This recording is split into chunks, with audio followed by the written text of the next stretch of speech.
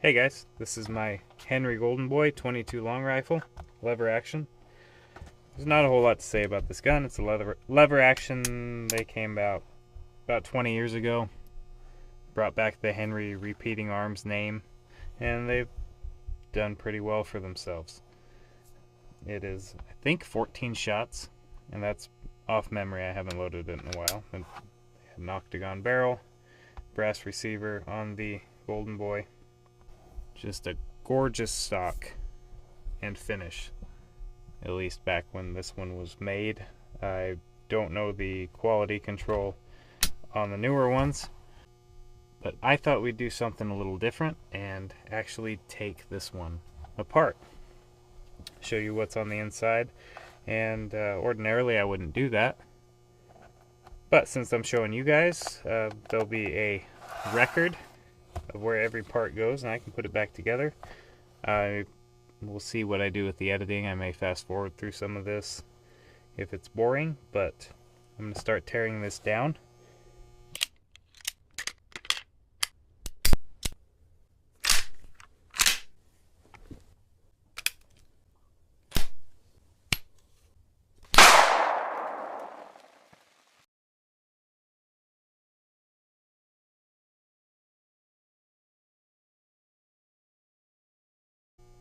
First thing I'm going to do is there are 4 screws going into the brass receiver. I'll take those out to start with, and each one of those has a lock washer. My dad gave me this gun when I was about 15 years old, and it's one of my favorites. It is extremely smooth shooting. It's very accurate, and I've taken very good care of it. There's hardly a scratch anywhere on it. For the longest time, when I wasn't using it, it would be in the little microfiber sleeve that it came with. I don't know where that is. Probably at my dad's house somewhere. But a while back I brought it and I hung it on the wall because it's pretty, and I've been looking at it, wanting to do a video on it, but it's such a popular gun that I figured everybody in the world has probably made a video about the Henry Goldenboy.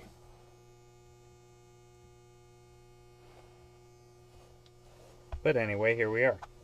So I've taken the 4 screws out on either side of the receiver. Next thing we need to do is open the lever, flip this over, and there is another screw here. Now this one, I can't remember, one of these, either the one on the top or the bottom, I can't remember. Yeah, it's this one. Screws directly into the wood. It's a pointed wood screw.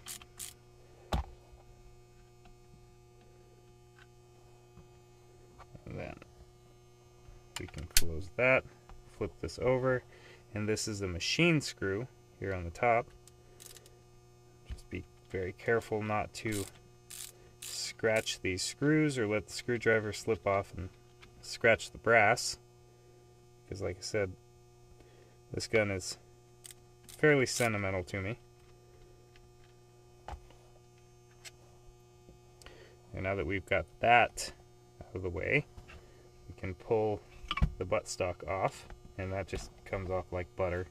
The woodworking and the machining on this gun is, as far as my standards go, is excellent.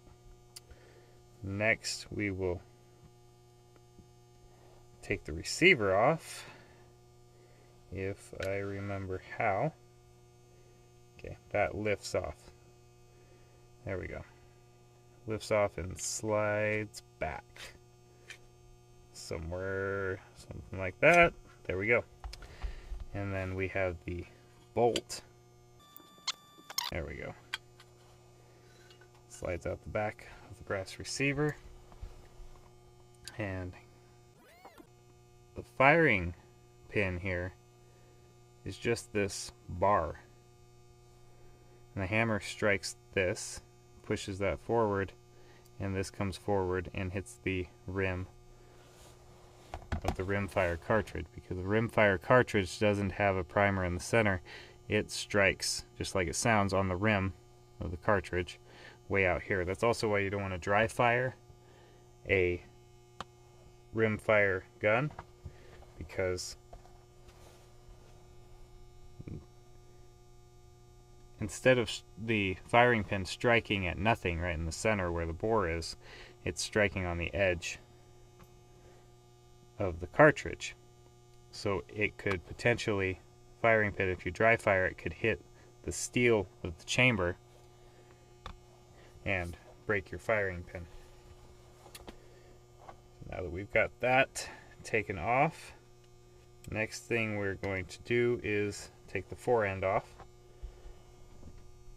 It's just a screw right here.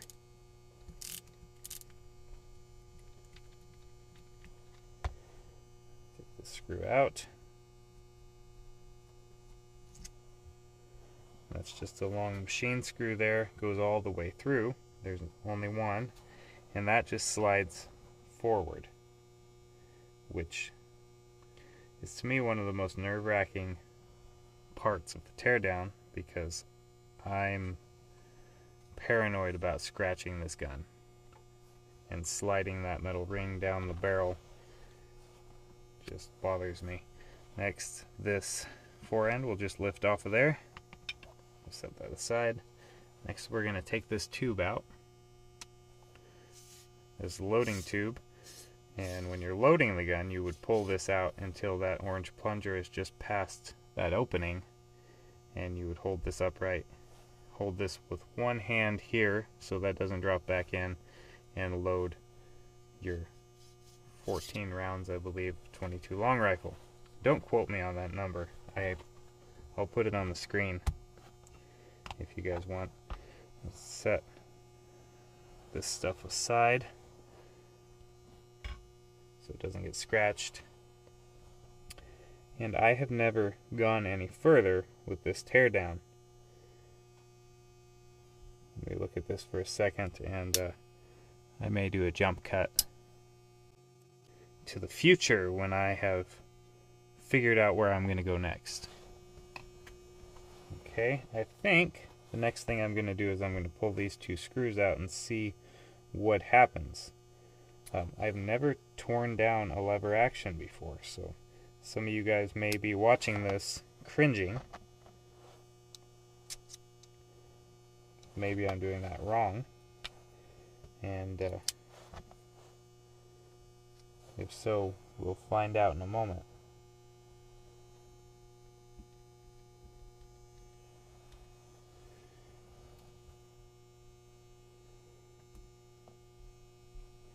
That's a very short screw.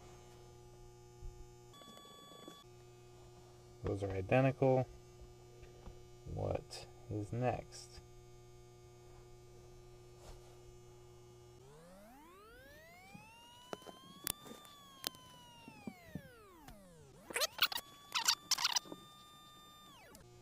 So as far as I can see, this pin is kind of riveted here, and that attaches to that arm down there, and I don't think I can get this piece out without pulling that pin, and that's not something I'm prepared to do right now. So I'm going to push that back. We're going to put those two screws back in, because I don't want to lose any pieces. I don't want to mess anything up. I can't tear it down any further as far as that magazine ramp is concerned. It's kind of difficult to get this screw started. I need a third hand here. That's alright.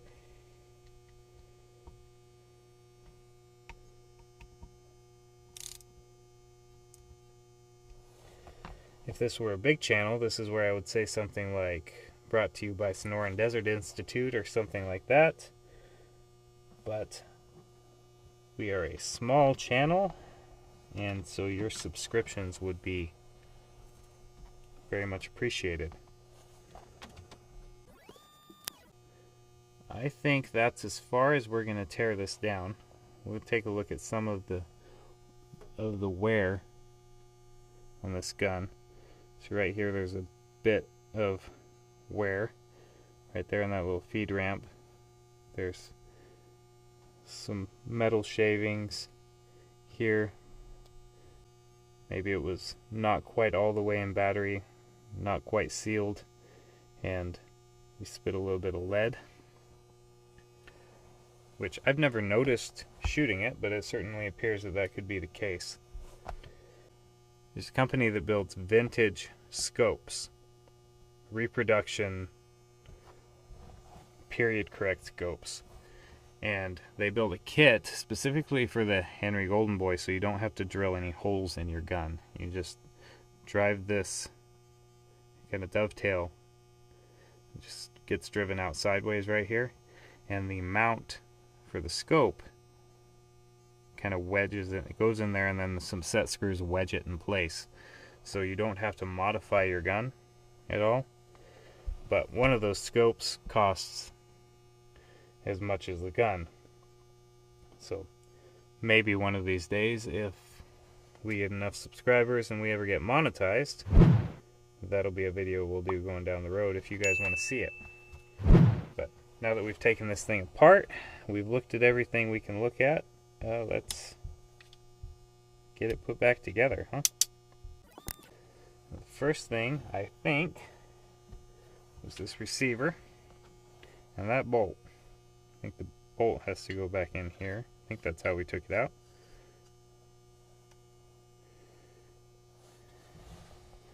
And then this will slide on from the top.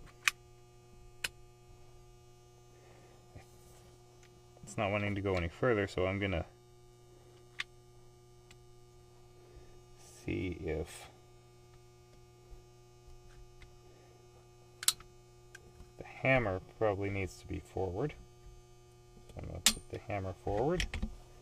Okay, and that just drops over the top there like that, and then it's like a little lever there, and that is lined up. Put these machine screws with our lock washers, and that's going in smoothly. Doesn't feel like it's cross-threaded. One thing I am noticing on this 15-year-old gun, 17 years I guess, is some of the bluing on the lever here is beginning to fade.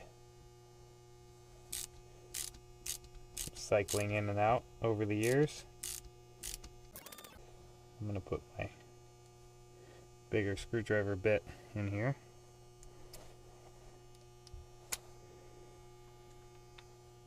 This is a Milwaukee stubby screwdriver. Works really well. I'll try to line that up to where it's somewhat aesthetically pleasing, but I don't want to over tighten this. Either strip the screw or booger up the edges of the screw. Next, put the screws in on the other side. So if you're watching this video because you need to replace a stock on one, or because there's a broken piece on the inside, or something like that, I hope me not going too far into the teardown didn't mess you up.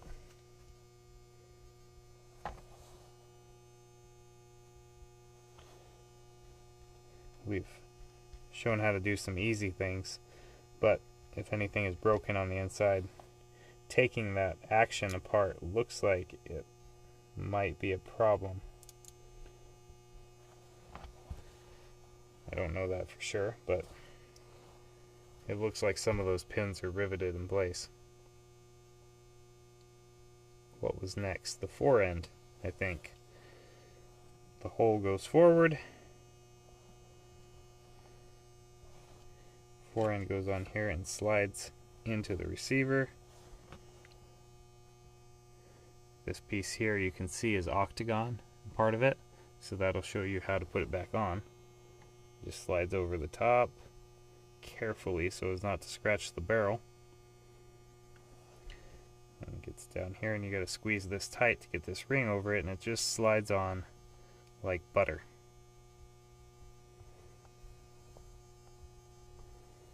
Now that's tight. Stick our little machine screw on. One thing I do want to get to, in case any of you are getting ready to click off here, is it's probably not an issue on an old lever action design like this. It may be, I'm not sure. But on a lot of guns, say a 1911, when you take them apart, you put them back together, you want to cycle it a few times and make sure that hammer stays back when it's supposed to. I got a 1911, it's a semi-automatic.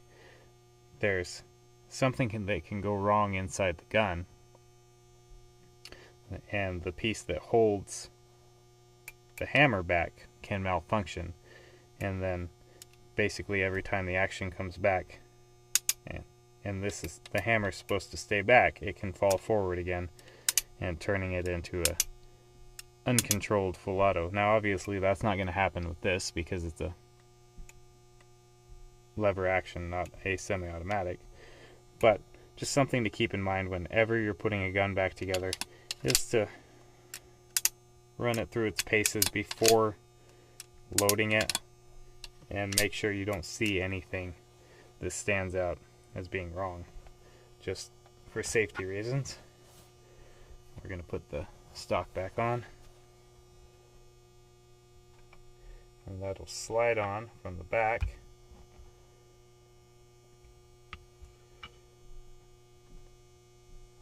And that would be why that's not going on, because that was upside down. Once that's lined up, you slide that forward. On the bottom is where the wood screw goes, but I want to get the machine screw on before I tighten the wood screw, just to minimize any chance of cross threading. It's not as critical on the wood screw as it is with the machine screw. So we'll put the machine screw in first. These tiny threads can get cross threaded easy, and we're not over tightening any of these. You don't want to use a tool that has any leverage, because it can be really easy to over tighten. That's tight. So now that that's all back together, thanks for watching, and let me know what you guys want to see next. There's one of the guns I've shown you want to know more about, or anything like that, just let me know in the comments and we'll see if we can make it happen. Anyway, this was my Henry Goldenboy 22 lever action. Thanks for watching.